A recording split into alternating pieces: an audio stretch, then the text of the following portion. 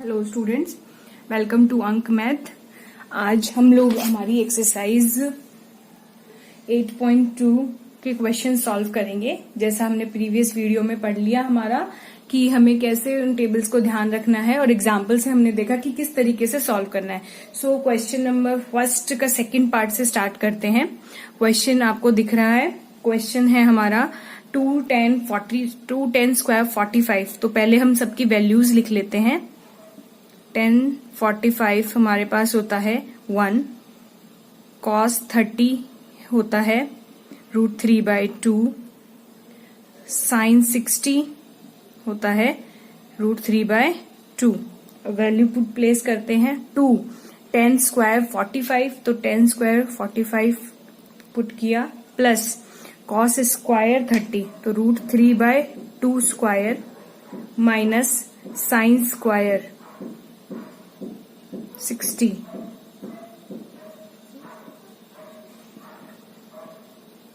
(3/4). Question solve किया, क्या हो गया? 8/4, दैट इज 2। चाहो तो आप इसको यहाँ डायरेक्ट भी कट कर सकते हो, ये वाला स्टेप आप नहीं करो तो चलेगा। आंसर क्या आ जाएगा आपका?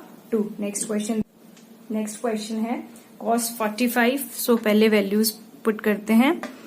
cos 45 मेरे पास है 1/√2 sec 30 दैट मीन्स cos 30 कितना होता है? √3/2, तो उसका रिवर्स हो जाएगा sec हमारा 2/√3। फिर उसके बाद है हमारे पास cosec 30 sin 30 होता है 1/2, तो cosec 30 हो जाएगा मेरा 2। Now put the values 1/√2 cos 45 according to question divide by sec 30 √3/2 plus 2। सबसे पहले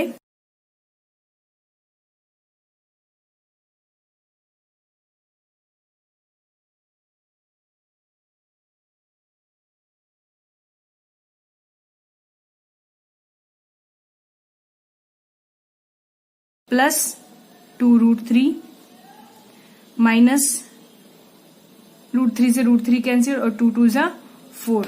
सेम नीचे 2√3 एलसीएम लिया 4 प्लस √3 प्लस 2√3। 2√3 से 2√3 कैंसिल। उसके बाद हमारे पास 2√3 प्लस √3 कितना हो गया? 3√3 माइनस 4। सेम यहाँ पे हो गया 3√3 प्लस 4।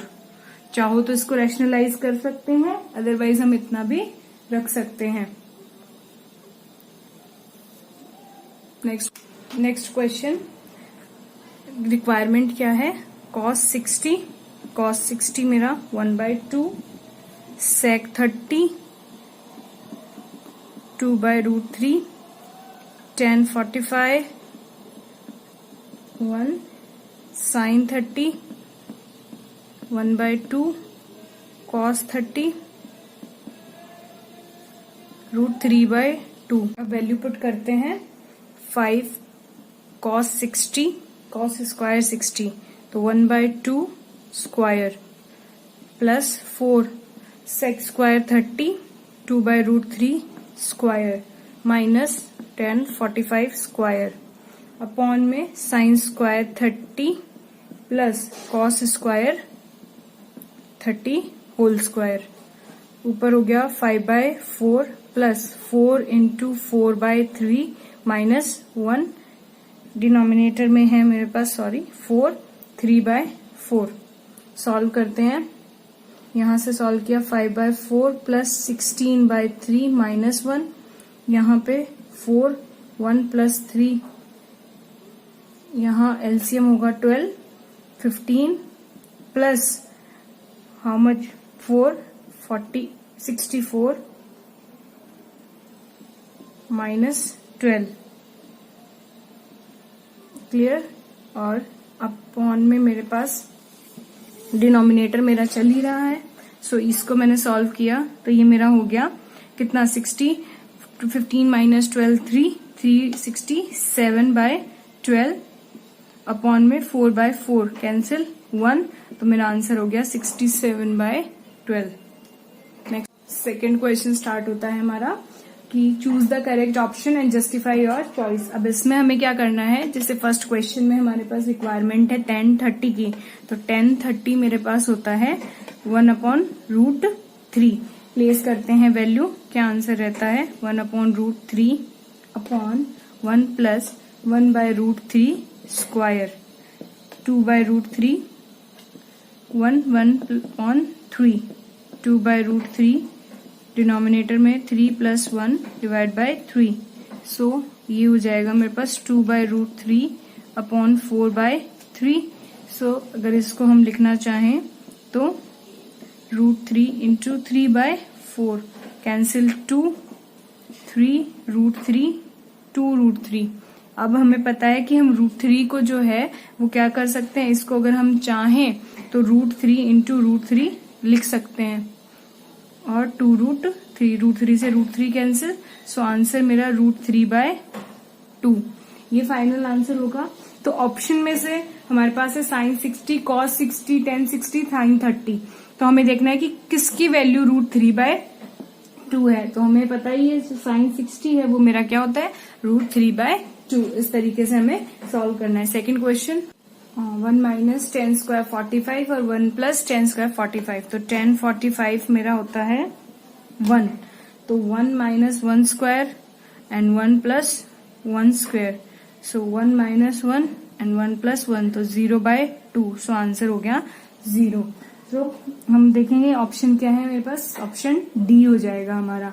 इसी का थर्ड पोर्शन देख, क्वेश्चन सेकंड का थर्ड पार्ट है हमारे पास sin 2a = 2 sin a। सो यहाँ पे हमारे पास जैसे क्वेश्चन में ये है, अब हम यहाँ पे a की वैल्यू लेकर चलते हैं। तो ऑप्शन के अकॉर्डिंग जैसे 0 है तो पहले 0 ही ले लेते हैं। तो sin 2a sin 2 0, तो sin 0 मेरे पास होता है 0। अब इसी तरीके से मेरे पास है 2 sin a, तो 2 और sin 0, तो 2 × 0 दैट इज 0। तो ये क्या हो गया इक्वल होने पर यही हमारा आंसर हो जाएगा।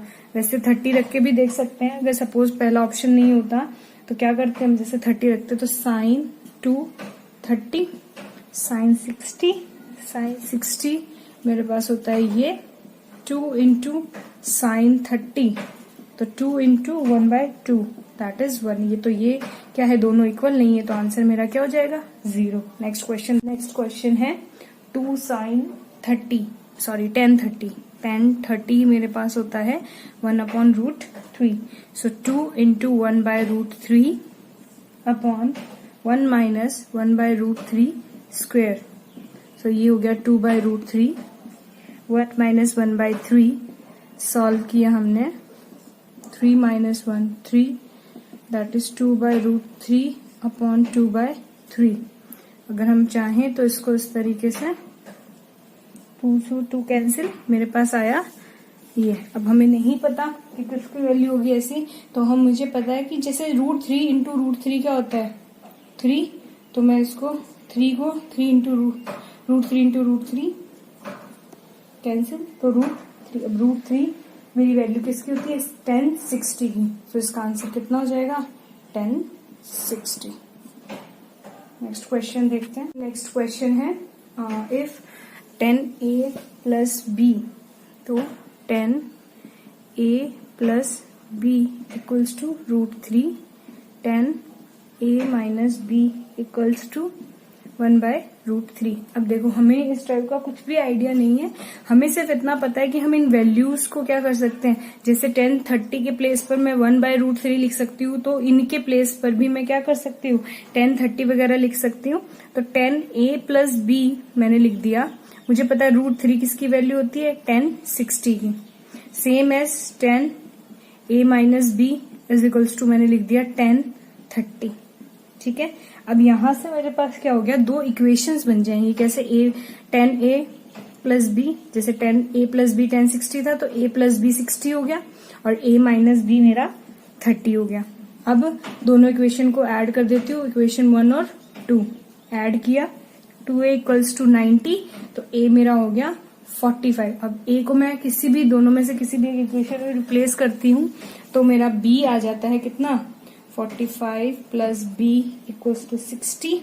तो b आ गया मेरा 15 और यही कंडीशन है कि a जो है वो मेरा b से क्या है, ग्रेटर है। तो इस कंडीशन में मेरा a 45 और b 15 डिग्री आंसर आ गया। नेक्स्ट क्वेश्चन है, नेक्स्ट हमारे पास जो है वो है state whether the followings are true और फॉल्स। जस्टिफाई करना है हमें आंसर को। सो जो फर्स्ट है मेरे पास वो है sine a plus b is equals to sine a plus sine b। ये क्वेश्चन है। अब इसमें मुझे क्या करना है, इक्वल प्रूफ करने वाली कंडीशन है। तो इसका LHS मेरे पास ये है। अब मुझे इस तरीके से तो नहीं पता, हालांकि हायर क्लासेस में ये फॉर्मुलेशन आ जाएगा आपके पास, बट अभी के लिए हम क्या करते हैं, सिर्फ a और b की कुछ वैल्यू अज्यूम कर लेते हैं। तो जैसे ये 60 लेती हूँ, ये 30, या फिर ये 30 और ये 60 कुछ भी ले लो। तो साइन a प्लस b, तो साइन 60 प्लस 30 साइन 90, साइन 90 मेरा होता है 1। क्लियर। तो मतलब मेरा जो LHS पोर्शन है वो कितना आ गया, 1। अब मेरे पास है sine a plus sine b, sine 60 plus sine 30। Clear. Sine 60 मेरे पास √3/2 और ये मेरे पास 1/2। तो आंसर हो गया √3/3 प्लस 1/2। तो ये देखो, ये वाला मेरा RHS पोर्शन ये आया, LHS ये था, तो दोनों इक्वल नहीं है। तो ये स्टेटमेंट मेरा क्या हो गया, फॉल्स। क्लियर। अब नेक्स्ट क्वेश्चन, नेक्स्ट इसी का पार्ट,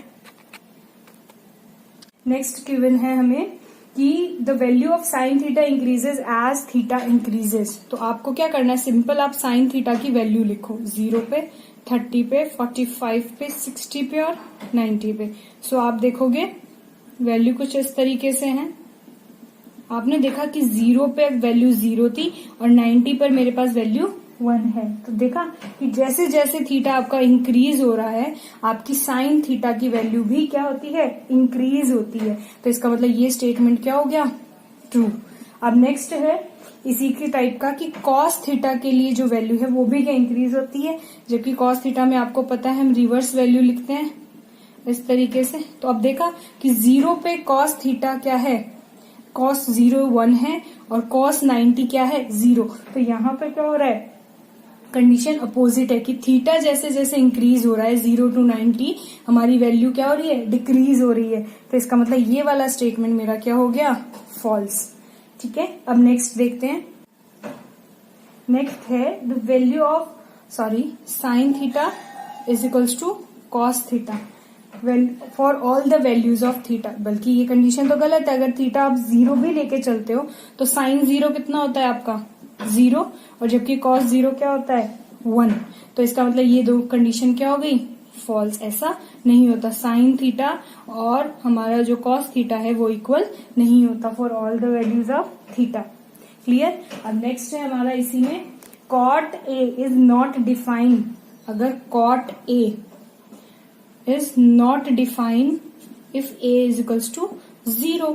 तो हमें भी पता है जो कॉट a इक्वल्स टू, हम क्या करते हैं 10 का अपोजिट, तो 10 0 मेरे पास होता है 0। तो कॉट 0 क्या आएगा मेरे पास, 1/0। तो 1/0 मेरा क्या होता है, मैंने बताया था नॉट डिफाइन, या इसको इनफाइनाइट भी बोल देते हैं। तो ये स्टेटमेंट मेरा क्या हो गया, ट्रू। सो होपफुली आप लोगों को ये क्लास पसंद आई होगी। हमने यहाँ पे एक्सरसाइज हमारी 8.2 कंप्लीट कर ली है। अब हम नेक्स्ट हमारी आइडेंटिटीज स्टार्ट करेंगे। और अगर आपको वीडियो पसंद आया तो प्लीज लाइक कीजिए, इसको ज्यादा से ज्यादा अपने फ्रेंड्स के साथ शेयर कीजिए। Thank you so much.